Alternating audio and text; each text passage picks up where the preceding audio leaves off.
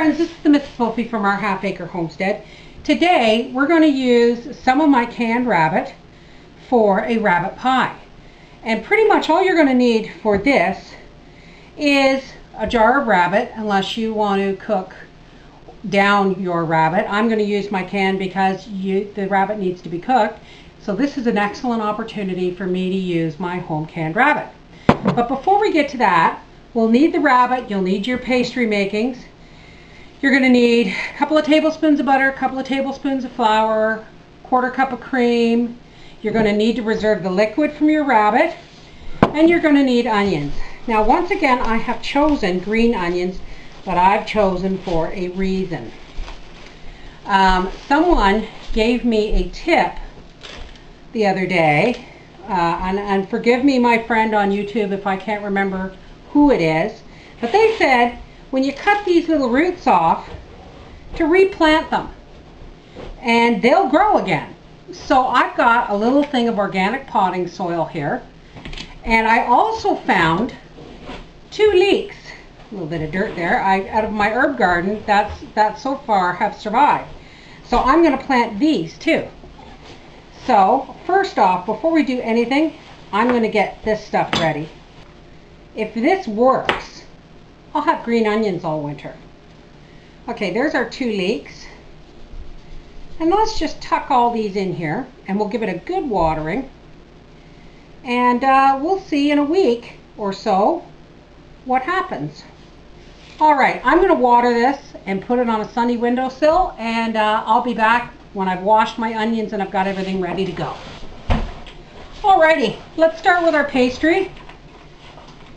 And I had a friend whose cooking is just amazing to me the other day tell me that they didn't know how to make pastry worth a hoot. Well, I'm here to tell you, honey, that it's not as tough as it looks. Hot water pastry, easy, yes, but there's a trick to it. And all it is keep it simple. It's really not an issue. I've got 2.5 cups of flour here. And I've put my lard, I put a cup of lard in the freezer because I like it to be firm. And all we're going to do is we're going to roll that lard into the flour, and we're going to start grating it. Now the lard isn't as hard as I would like it to be, but every once in a while take your lard and just grate it. What this does is it flakes the fat up, and if you don't overwork your pastry, it melts inside the little pockets of the pastry and leaves air holes. And that's what makes your pastry flaky. Now, the secret ingredient, butter. Why? Because like bacon, everything's better with butter. And of course, this house, we don't use shortening and we don't use margarine. Those are nasty words. And we're going to grate about equal amounts of butter and lard. Now I did consider making a hot water pastry and doing it like a Shropshire pie, but we've done a Shropshire pie and we've done the pork pies, so we're going to do the rabbit pie traditionally. The only thing about the rabbit pie that you need to know that I'm not going to add is you want some flaked ham or some pea meal bacon or anything like that. But my rabbit, if you remember, and I've got it sitting in a pot of hot water here to loosen up, I canned my rabbits with a slice of bacon in each jar. I'm just going to pop a piece of bacon in on top. And darned it how he didn't tell me when he had the sandwiches in his lunch that it reminded him of ham. So I'm not going to bother putting any bacon or ham-like products in my pie. But if you want to cube in, you know, a 1/2 cup of diced or minced ham, you go right ahead. It does add a lovely flavor to the rabbit. Don't be too late, okay, hon? All right, welcome home, Eric. All right, don't forget to give your mom a little parcel. So there is our fat mixture, and if you look, it's a nice kind of crumbled, almost a dry oatmeal consistency. And that's your little lumps of fat. You don't want this too powdered. All right, I'll be back in a minute. I got to get some water. Now, our next ingredient is ice water. You've seen me put lemon in, you've seen me put a little vinegar in, you've seen me put salt in, but A, this is salted butter, and B, I rarely follow the same recipe twice. So, you know, you do what you want, but I've got salted butter in there. But you want cold, cold, cold water. So I've just got water here with a little bit of, well, with a piece of ice in it. And I'm just going to make a well in my mixture, and I'm going to pour, I don't know, maybe a half a cup of water in there. I think that's all this is going to need. I do my best, folks, to measure for you, but it doesn't always work out that way. The less you handle your pastry, the better. I always like to have a little bit of whole wheat flour in my flour. I can't always get whole wheat flour, so whenever I do, I like to mix it in my white flour bin. Someone asked me the other day, they noticed that I had my flour in a Rubbermaid bin, and was it food grade or was it food grade plastic? Well, probably not, but guess what, folks? That never stays in there very long because I make bread almost every night before I go to bed. All right, now let's move this out of the way, move this out of the way. Let's get our rolling cloth out. Now the reason I've got my jar of rabbit in a pot of hot water is because the bacon, between the bacon and the rabbit itself, it makes like a jelly broth in there because I don't add water, and we're going to need this broth in here for our filling of our pie. So I'm just putting it in hot water to loosen it up so that I can drain most of it off the rabbit. All right, here's our pastry. We have not, hopefully have not overworked it, and hopefully we have enough flour in there.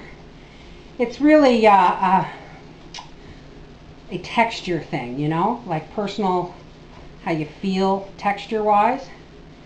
And if you look, this is falling apart, and you don't want to overwork it too much because you know what? The falling apart is the flakiness. All right, that should be, I might have to put a little bit more water in that part. But this, and I'm just going to gently press it into a ball.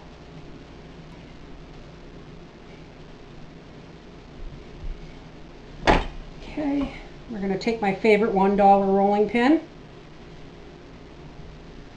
And you don't over roll it either. You want flour on your rolling pin. You don't over roll your pastry either because that can make it tough.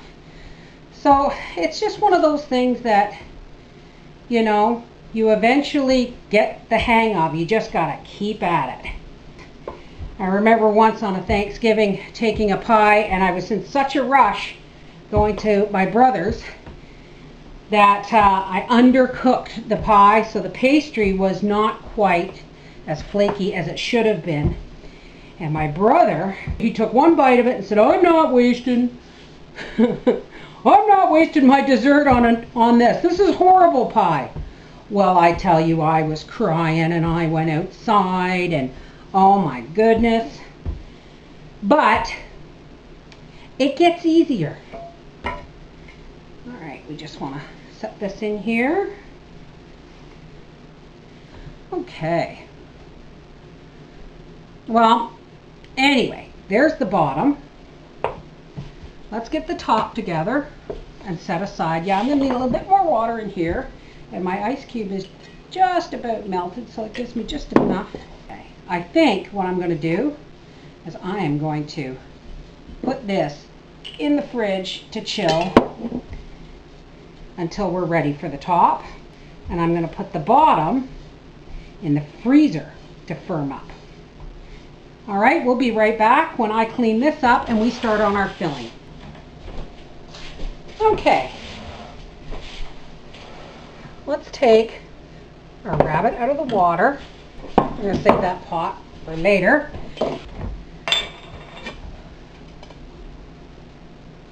Oh, that's a good seal. I'll have to pick that up after. See, it just runs out a whole lot better if you've warmed it up first. So we're going to set this aside because we are going to use this in our thickening. Now, if I can do this, remind me, folks, if I ever have to buy jars again, to buy a largemouth, because this is a real pain getting rabbit out of the jar. Whoops! Even from the meat. I got my fingers on the bone, but I keep slipping. And we're not going to let it fly. It's already done its job. I want some flavor. Oh, I know why. This is Charlie Brown's back. And he was a big one. He was a big rabbit. He was our buck. Another reason I canned my rabbits, they were getting old. Holy smokes, folks. There we go. Okay. Now we're just going to debone, and I also have some leftover. Now, this is leftover canned rabbit from when I made Howie lunch the other day. I had some leftover. I'm going to put this in here in place of ham. So if you've got one jar of rabbit, oh, I'm a piece in there. If you've got one jar of rabbit, then add, I'm going to say, a cup to or half to a cup of diced ham or bacon. Now, we have our rabbit, and we're just going to cut it up some. And that does two things. It makes it easier to eat, and it also lets you know if you've missed any bones. Now, I actually may need to look for a deeper pie plate because this is a lot of meat. Alrighty. Now you know me, folks. I love onion, and you don't have to use green onion. You can use a nice big leek. You can use regular table yellow onions, but you know my position on onions, folks. It's one of those foods that you just can't do without. And because this is such a delicate flavored vegetable, we're going to use it all. There we go. Pepper.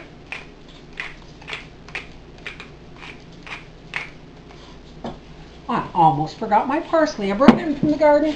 It's not much. Just a little bit.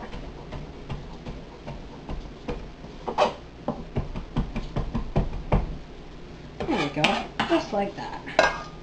One of my YouTube friends called this stealth health. I loved it. I said, can I borrow that? Like, can I use that phrase? And she said, of course. So we're going to take some of the twigs out, but oh no, that's parsley. We're going to have a little bit of our powdered kale. Well, this isn't powdered. This is the chopped kale. If I want to powder it, I put it in the coffee grinder. A little bit of garlic. Now my garlic is almost done. So I'm just going to take some of the smaller, flakier stuff from the bottom. Put that in there.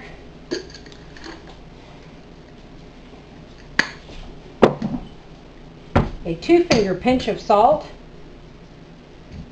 because we don't need a lot of salt. There's butter in the pastry and there's salt in the bacon. All right, I'm going to clean up my stuff and we're going to put this pie together. All right, we're over at the stove now, and we've got our couple of tablespoons or so of butter, because I never measure. Well, I try to measure for y'all, but I just can't always do it. One lady today said, could you please tell my husband it's okay not to measure? He cringes every time I cook. Well, my friend's hubby, it's okay not to measure. Now we're just going to brown up that butter and flour. Then we're just going to add our broth. All right, this is thickening up really nicely. I think I put too much flour in it, and we're just going to put, whoop, I don't know, half cup cream in there. All right. That is looking absolutely lovely. So let's turn the burner off so it doesn't scorch. And we'll meet you back at the table. I'm sorry, folks.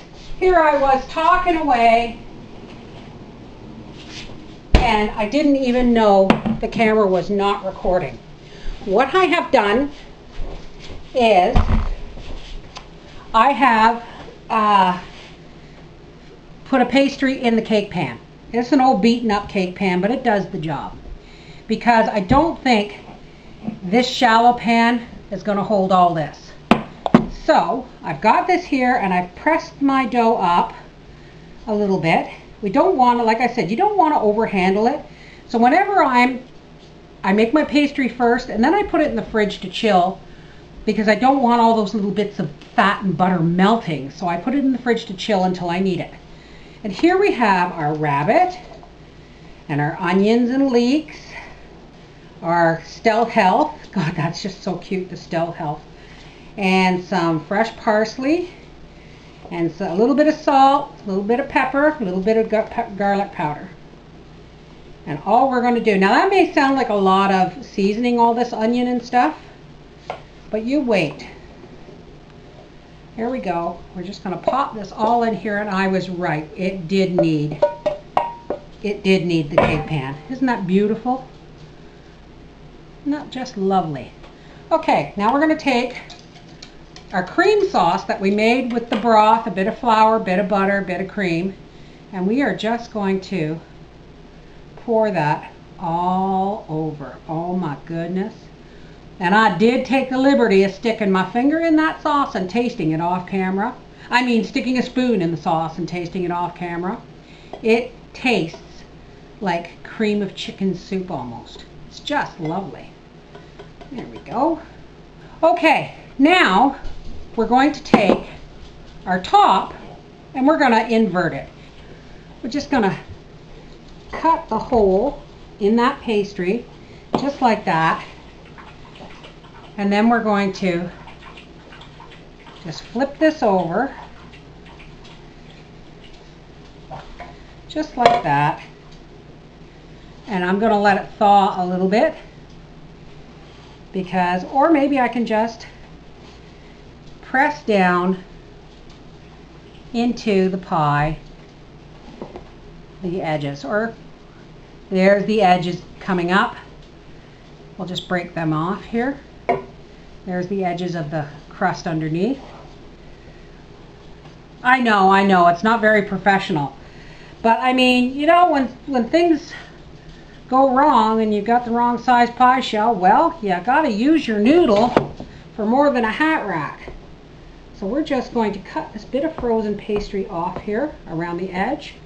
It's not gonna have a very pretty edge, but like I said, it'll do the job. Look at that. Now we're going to preset our oven for 400 degrees because, for one thing, basically we're just going to be cooking the pastry and heating the contents throughout. There, that'll work. What do you think? All right, I'm going to get some egg wash to brush on here, and then we're going to pop this in the oven. I'll be right back. Alrighty, we've got our egg wash here, and as you guys all know, it's just an egg with a bit of water beaten in. Oh, that crust is nicely thawing as it is.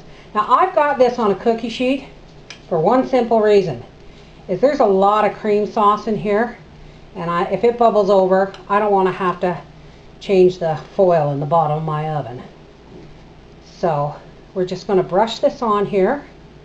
It's not the prettiest pie in the world, but I bet you it's going to be plumb tasty. Alright, we're going to pop this in the oven at 400 degrees for 15 minutes, and then we're going to turn it down to 350 for another 20 minutes because, like I said, we just want to cook the pastry and heat the contents. My, would you look at that? We're going to give this a couple of minutes to set, and we're going to heat up some vegetables, and we'll see you at the table with Papa. Yes, I said hush. Alrighty, look at this. Isn't that beautiful? Look at that beautiful crust. I was going to make it in a regular pie shell. Look at that flake. I was going to make it in a regular pie shell, but then I realized the pie shell was not deep enough. Can you smell that? Oh my, look at that. I don't think I can eat a whole piece though. For what we're about to receive, may we be truly grateful. Amen.